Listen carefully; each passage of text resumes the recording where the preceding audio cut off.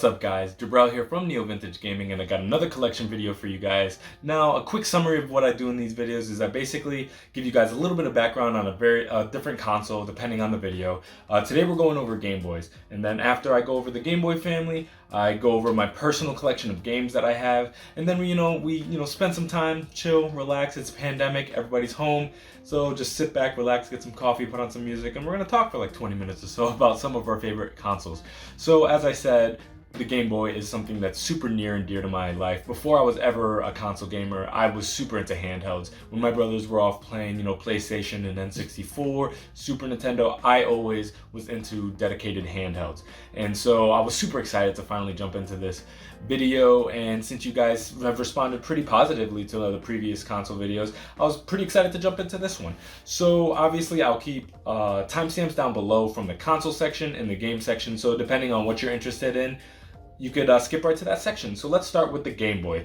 Now this is a family video, unlike the previous ones where it was one dedicated piece of hardware like the NES, the Genesis, the Super Nintendo. We're actually going to be talking about multiple pieces of hardware all together as like one giant Game Boy extravaganza, because I can't do separate videos for each iteration of the Game Boy, because then I'll be doing this forever. These videos will be an hour long. So to condense my thoughts, I put them all together.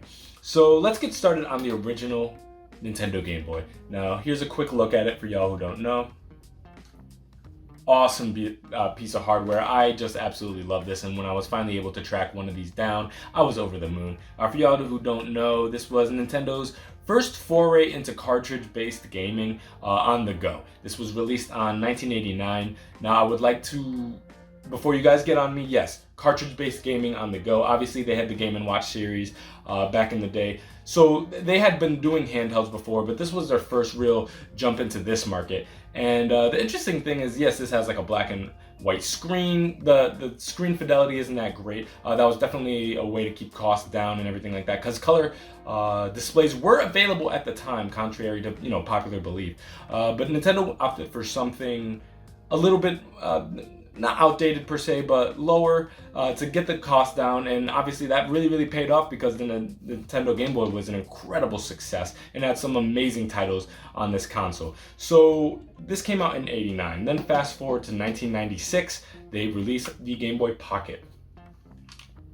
Now the important thing to note is that even though this looks like a completely different iteration, hardware in terms of its power is exactly the same as the original Game Boy. So it's also black and white. In my experience, the screen is a bit better. It's a more compact form factor. It's one of my favorite form factors actually of the Game Boy, because once you jump to the Game Boy Colors, they do get a little bit more bulky, and this doesn't have a rounded back. It actually has a flat back, but that actually feels a little bit more comfortable in my hands. So the Game Boy Pocket, great addition to have. What an incredible jump up. Look at the size differential between these things. It's night and day. So really impressed with what Nintendo was able to pull off there. And then 2 years after that, they come out with the Game Boy Color. Now the interesting thing is, I have two Game Boy Colors here. There's like the coral pink version of it, and then the classic purple. Unfortunately, I don't have the atomic purple one. If I can find that priced at a good price, because I don't really want to spend about $35 for a Game Boy Color. At least not right now. Maybe if it gets more rare in the future, I'll be able to fork out a little bit more. And every time I see the atomic purple one, they want like $40, $45, sometimes up to $65. And I'm not trying to pay for that. Not to mention that would be the third Game Boy Color I have. So I'm not super thirsty to have one. But this is actually my childhood Game Boy Color. So I'm excited that this is still fully functional and everything. Unfortunately, I don't have the purple back to it. That is something I'm gonna have to look into.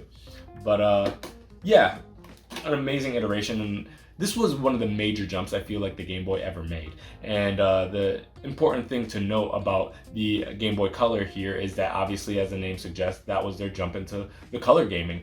And it had its own kind of iteration of video games associated to the Game Boy Color that were exclusive, be able to play on this, that took advantage of the marginal increase in power and the ability to display color. And then that brings us to the Game Boy Advance. Now, sorry, I had to cut for a second because I forgot to put it on the table, so I apologize for that. But yeah, the Game Boy Advance, this came out in 2001, and that brings it about 3 years after the Game Boy Color, and this was their jump fully into way higher quality fidelity games. And if you wanted to say that the Game Boy Color and the OG Game Boy were kind of like the NES, this was the jump to the Super Nintendo right here. And what an astronomical increase in power, amazing titles on this game. This is where, you know, Advance Wars and Fire Emblem really found its stride on these. There was awesome Final Fantasy games. They had NES ports on here. Pokemon had the jump with Ruby and Sapphire, and then eventually Emerald on this. So I just have a lot of love for this piece of hardware. I actually jumped from the Game Boy Color to the next iteration, which was the Game Boy Advance SP. That we'll get to that. So unfortunately, I didn't actually experience the OG Game Boy Advance until a bit later than it came out, probably until like around 03, 04. I was actually really late onto it, and I can't explain why. I just kind of stuck around with the Game Boy Color for a little bit longer. But man, the form factor is just so incredibly comfortable on this, just that wide look on it. Nice size screen, shoulder buttons introduced there, headphone slot still there, volume slider on and off. So fantastic bit of hardware, super happy to have that. And obviously I have kind of like that translucent skin that everybody loves so much, like the atomic purple and stuff like that. And then my favorite Game Boy of all time, the Game Boy Advance SP. Now, I know you guys notice I have two here, but it's not two for the same reason I have two Game Boy Colors. I have two versions here because these are actually two separate SKUs of the Game Boy Advance SP. Now this is the OG Game Boy Advance SP, and I'm gonna show you something here.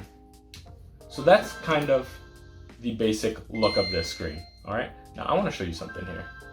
Look at the brightness differential, and a lot of people don't know this when they're getting into Game Boy Advance gaming. They're like, oh, I got a Game Boy Advance SP, and I always ask them, which version of the Game Boy Advance SP do you have? Because right here I want to introduce you guys to the AGS 101, which is basically an upgrade to the original Game Boy Advance SP. Exact same form factor. It had two different colors. They had kind of like this pearl pink look, and then there's kind of this shiny blue version of it. And I mean, the screen increase in brightness is just incredible.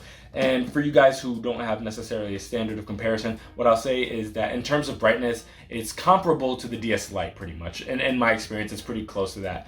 And I just remember seeing this for the first time as a kid. It was Chain of Memories, Kingdom Hearts Chain of Memories, which I actually have, but we'll get into that. Being played on this console, and I was like, no way, it's that bright. Like, I remember it was like blinding at the time. And so I was super excited to finally be able to get my hands on them. These, I wouldn't say are like rare in the way that they're like impossible to find in the wild and super expensive, like the Game Boy Light or maybe the Game Boy Micro in certain ways. It's not that rare, but it's priced a little bit higher. I would say don't pay anything above, you know, $70 for it. But if you can find it for, you know, 65, 55, and anything below that, I would say jump on it, because this, to me, is the definitive way to play Game Boy Advance, Game Boy Color, and OG Game Boy games, in my opinion. So that's the way to go with that.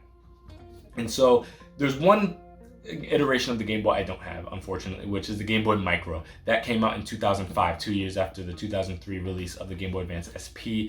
It's something I've been tracking down for a long time. I've been looking for it, and it's just out of my price range right now. It's damn near impossible to find it below $100, and I'm actually not in a position right now where I'm trying to drop above $100 on a single handheld. At some point, if my economic situation is different and I'm like super rich, or if I find one super low priced, I'll be sure to jump on it. But for right now, I think I can hold off. But man, I've bumped into it a couple times and it's been real close, and it's like, man, I want like 110, 115. And I'm like, oh man, I can't do it. Not to mention the ones I bumped into, they were used, the little faceplate in the front was a little scratched up. And that is a really small console, so if you haven't looked into it, go check out the Game Boy Micro. It's a really interesting console. Came out really late into the Game Boy cycle, and that's not, you know, a foreign concept for Nintendo to do. Obviously, the top-loading NES came out, you know, once the Super Nintendo had already been out. So it's not uncommon for them to iterate well into the next cycle. Obviously, we got the 2DS, what is it, 2DS, the new 2DS or something like that, that came out once the Switch was out. So it's not, you know, out of the norm for Nintendo to do.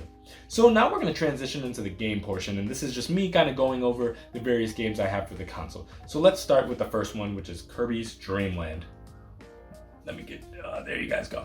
One of my favorite games on the console, classic Kirby game. This is actually the first Kirby game, and then I think it was followed up by the Kirby NES title, if I'm not mistaken. But yeah, man, Kirby's Dream Land holds up amazingly, plays great, frame rates on point. A lot of times when you jump back to old OG Game Boy games, the frame rates are kind of like messed up. You'll bump into like that with some of the older Mario titles, especially with Castlevania, for example, some of the Mega Man titles. But no, Kirby's Dream Land holds up amazingly. The next one is one of my favorite Zelda games of all time. You know what? Screw that. It is my favorite Zelda game of all time, and it's Zelda Link's Awakening. Now, this is the DX Director's Cut version, so you can play with like the color palette and stuff like that, and has some added stuff on it.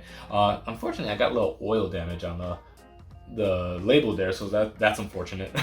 But man, I'm just super excited to have a copy of this, and the black cartridge is just beautiful. And if you have not played this game and you like the top-down Zelda titles, especially once you go into like A Link to the Past and stuff like that, definitely check this game out. It holds up amazingly. Great puzzles and stuff like that. Next one I have is Super Mario Land 3 Wario Land. Game I actually had as a kid, so when I saw this in at my local game store, I had to jump onto it. Luckily for me, it was only priced at like $9.99 or something like that, which might be above like market retail value, what it's going for now. But for me, I was super comfortable with paying that.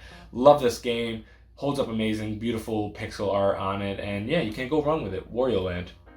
And it, unlike the traditional Mario titles, it's way more like aggressive. You're bashing into stuff, so it's a different game style. It's a way bigger sprites, and in many ways, the platforming is not nearly as creative as the original one, but I think there's a lot of fun to be had here. Now we have the most classic Game Boy game of all time, Tetris. Obviously launched with the OG Game Boy, and I keep saying OG Game Boy, but that's how I differentiate it from the other ones.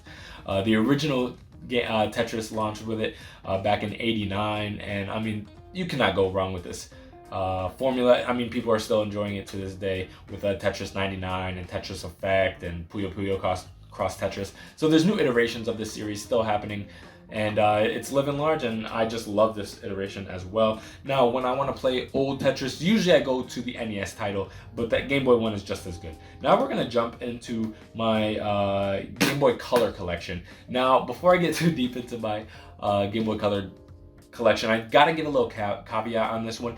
These are pretty much completely games from my childhood. So these are not like the good games on the title. A lot of the ones like Oracle Ages, like the Zelda titles and stuff like that, unfortunately I don't have, but I got a couple ones here. Don't make fun of me too bad. We have Arthur's Absolutely Fun Day or something like that. This game, it sucks for sure, but I grew up with it. I played it a bunch as a kid, and so I got like a soft spot in my heart for it. 100% nostalgia, but no, that game's no good. Then OG Tony Hawk Pro Skater. Got Tony Hawk Pro Skater 3.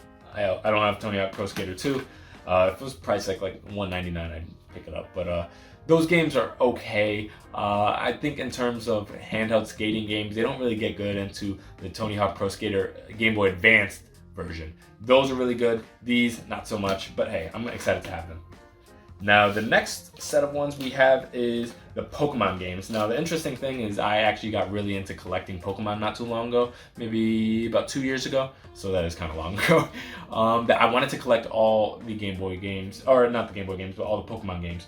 So I slowly picked them up. So I have the original Pokemon Yellow, Pokemon Blue, and Pokemon Red. Can't go wrong with this formula, classic games. Then we have the sequel, Gen 2, Pokemon Gold, Pokemon Silver, and my favorite Pokemon game of all time, Pokemon Crystal. Even though Emerald's a close second. Then we can move on to the Game Boy Advance games. We got Gen 3 here. Pokemon Sapphire, Pokemon Ruby. Love these cartridges. The kind of shiny look to them is so beautiful. And Pokemon Emerald. And you got to be careful when collecting Pokemon games, especially, or any kind of Game Boy games in that effect, because they're faked very often. So it was hard to like track down versions of these that were priced reasonably and also not fake, especially when you're dealing with online sales. So be careful with that. Vet the sellers that you go through, because I buy a lot of games on eBay, so it's important to know what to look for. Leaf Green here. This is after Gen 3, but not Gen 4. And then Pokemon Fire Red. And then that's all the Pokemon Game Boy games I have. Got another set here. Alright, let me see. And I'm going through my case of Game Boy games here. Spyro, Season of Ice. I'm a big fan of those original Spyro trilogy, and so when they released one handheld, I was really excited to jump into it. And to be honest, for a Game Boy Advance version of Spyro, I think they did actually a really impressive job rendering those kind of like 3D assets in there. One of my favorite games of all time, Metroid Fusion. Unfortunately, I don't have Metroid Zero Mission, so that's something I'm hoping to track down relatively soon. We have Yu-Gi-Oh! The Eternal Duelist Soul. This is a game I picked up for the sole reason that I actually had it as a kid, and being able to play like a full-formed Yu-Gi-Oh! Game on the go was like incredible at the time. And so when I saw it like literally for $2 at my local game store, I was like, oh, I gotta get that. There's been a million Yu-Gi-Oh! Games before and since then, but this is the one that I have because I just have a lot of love for it. Naruto Ninja Council. This is a game that I really, really wanted as a kid because I had Naruto Ninja Council 2, and it was a sequel, but it was almost kind of a worse game for some reason. And I always wanted the original one, but I could not find the original. It was before I was way too young to order online, so I was kind of subject to what stores had, and none of them had it at the time. And so when I got older and I saw it, I was like, no question, I'm jumping into that.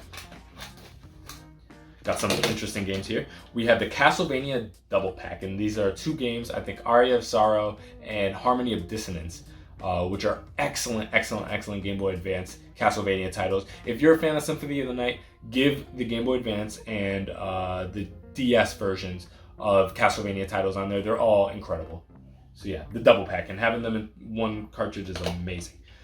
Marvel's Ultimate Alliance on Game Boy. This is a game I would love to pick up on PS2 if I can find it, reasonably priced. And again, that's the kind of game I play. It's like you can bump into things and you could jump on things, but I'm in it for the long haul, so I'm never rushing on stuff. Now, it's important to take advantage of opportunities if it's super rare, but if it's not super rare and it ain't going nowhere and they asking for too much, give it a little bit of time, play the game, and a lot of times you can get things for pretty reasonable prices, which is how I've been able to, amass my light collection I have. So yeah, Marvel's Ultimate Alliance kind of sucks on Game Boy, to be honest with you. And I have 2 interesting Game Boy videos here. Now, I don't know if you remember this, but these were basically when Nintendo allowed for companies like Cartoon Network and some movie people, Nickelodeon, to release some of their shows to be able to watch on the Game Boy. Now, the funny thing is, there was an add-on for the GameCube called the Game Boy Player, and they put a lock in these games so you can't actually play these through the Game Boy Player, so it wouldn't affect DVD sales. I'm assuming that's why they did that. But yeah, I got a Fairly Odd Parents one here and a Nicktoons collection one here. I think this has one Fairly Odd Parents episode, a SpongeBob episode, and I think a Rocket Power episode, if I'm not mistaken. So these are really funny to watch because the resolution of them are atrocious, but at the time it was really dope. Alright, so the next one, these are some of my favorite games. Mario and Luigi Superstar Saga, which is a game that was actually I think, remade, aka they kind of cleaned it up for the 3DS, so that was really dope when they did that. I did not give that one a shot because I had the original. This one works perfectly fine, and the new version wasn't transformative enough to really justify me paying money for it. But yeah, Mario and Luigi Superstar Saga, cannot go wrong with that. My personal favorite Mario RPG, even though I know a lot of people like Super Mario RPG or like the Paper Mario games, Superstar Saga is one of my favorite games. And didn't really jump too much into the sequels because I know there's like Bowser's Inside Story and Partners in Time and all that and stuff like that. Didn't really jump into those, but I love the original. We got Teen Titans here. Now, this is just the Game Boy Advance version of what you'd find actually on the GameCube and PS2 as well. I would say go with those versions over this version, but I think this one's perfectly fine. It's an action platformer on the Game Boy. And then the Mega Man Battle Network series. I have Mega Man Battle Network 3 and, and Battle Network 4. These are actually really, really good games. 3 is my personal favorite of the entire series. It did go onto the DS to go onto like the Star Force series, but they hold up really, really well. They're kind of like RPGs. They're also tactical in nature, but different than like a Final Fantasy Tactics or like a Fire Emblem in terms of you kind of like grid-based combat, but it's active time at the same time. So, and it's really interesting. You kind of like build a deck of different cards and different abilities. Something similar that you'd see in like a Chain of Memories and Kingdom Hearts, if you remember that. Got 2 kind of meh games that I was able to pick up just because I love the shows that they're associated with. We have Totally Spies here. It's okay. It's not that great of a game. Puffy AmiYumi. I really loved the band at the time and I loved the show, so I had to pick it up on Game Boy. It's okay. This is an awesome game to have part of your collection if you don't have it so far, and it's Kingdom Hearts Chain of Memories. It's the only Kingdom Hearts game on the Game Boy Advance. Then they continued with 356 or 365 over 51 days or something. I'm sorry, I cannot remember those titles. But Chain of Memories was the game that kind of bridged the gap between Kingdom Hearts 1 and Kingdom Hearts 2. They kind of changed up the battle format, and I think that was a way to kind of counteract some of the technical limitations of having it on handheld hardware now. But the interesting thing about this game is you kind of revisit a lot of the places that you see in the original Kingdom Hearts, but they introduced like Hollow Bastion. I think Naminé makes her first appearance in this game too, so awesome game to have part of the collection. It was remade on the PS2 and is included in all the Kingdom Hearts collections that are out now. So if you want to wait to just experience it, I say play it on the newer consoles. The PS2 version is really good, and then obviously the port of those is phenomenal. But if you want to experience it how it originally came out, Game Boy Advance version is pretty interesting to go back to. And then we have Dragon Ball Z: The Legacy of Goku. Something I bought purely for nostalgic reasons. It's something I really liked until I played Legacy of Goku 2. And that blew it out of the water. The Legacy of Goku 2 is phenomenal. It's a way better sequel. And yeah, so that's all my Game Boy games, and these are all the consoles I have. Now I have one little thing here. This is my original Game Boy Advance SP from when I was a kid, but as you can look, the screen is completely shattered. My little brother broke it when I was like a little kid. Like it was, I mean, at the time I must have been like 10, 11 years old. And yeah, he broke this, but never got it fixed. But I always wanted to hold on to it because I thought it was kind of funny. And then I got some stuff in here. Okay, yeah, I got an older version of my Link's Awakening that's broken and the label's all messed up. So at some point maybe I'll look into getting that, not refurbishing it myself, maybe the batteries dead or something like that. But yeah guys, that's the Game Boy family, and I hope you guys enjoyed these videos. I got way more coming for you. I got the DS family. I'm gonna get into other collections and stuff like that. Maybe I'll jump into PS1 at some point. So if you enjoy these, be sure to let me know down below, and let me know what consoles you're interested in. I have a collection video that's going to go out around the same time as this video that shows my full console limitations of what I have. So if any console particular interests you out of my collection, let me know. I'll do a video on it very happily. I love doing these videos, and I'm glad that you guys enjoy watching them. Till next time, this is Jabril from Neo Vintage Gaming. Love you guys. Bye.